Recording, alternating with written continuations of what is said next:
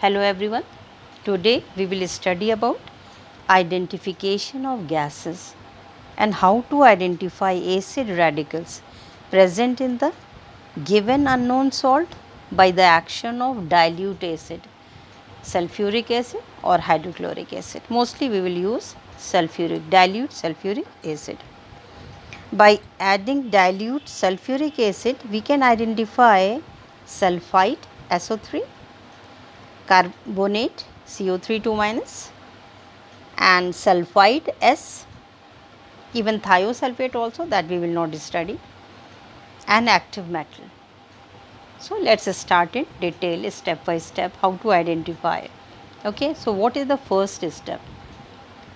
Add dilute sulfuric acid to the given unknown salt. A colorless gas is evolved with effervescence. What is effervescence?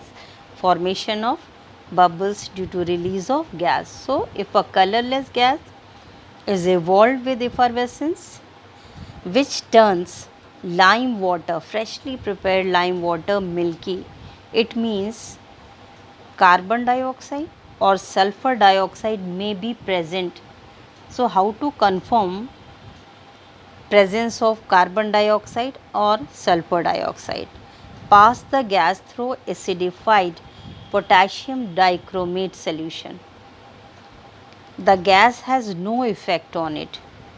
It means the gas evolved is carbon dioxide and the substance may be a carbonate, metallic carbonate or hydrogen carbonate.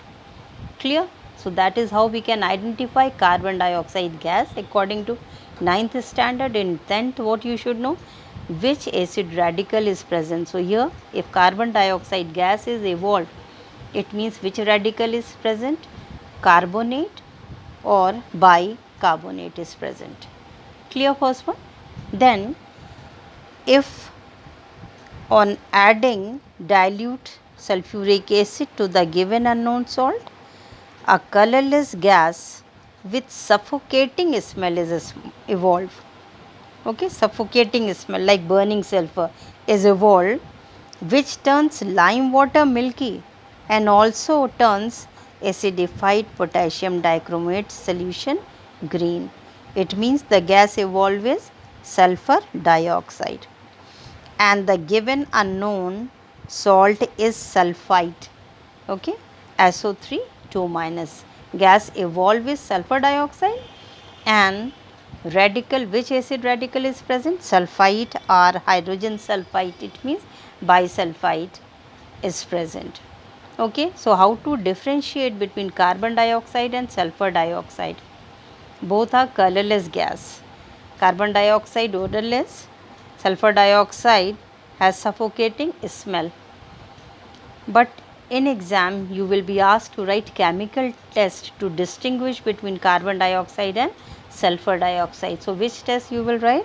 Sulfur dioxide turns acidified potassium dichromate paper green or solution green, whereas carbon dioxide will have no effect on acidified potassium dichromate paper. So that is how we can differentiate between carbon dioxide and sulfur dioxide.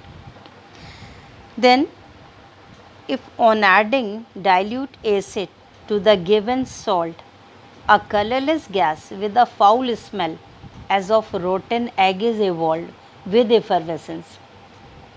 It means gas is hydrogen sulfide, because this hydrogen sulfide smell like rotten egg. So how to confirm that gas evolved is hydrogen sulfide?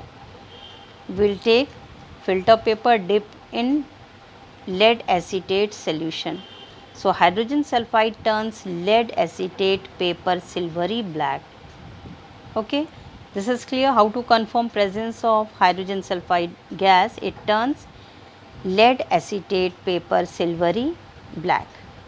Okay, so if gas evolved with hydrogen sulfide, it means the given substance is what? Sulfide or hydrogen sulfide. Okay.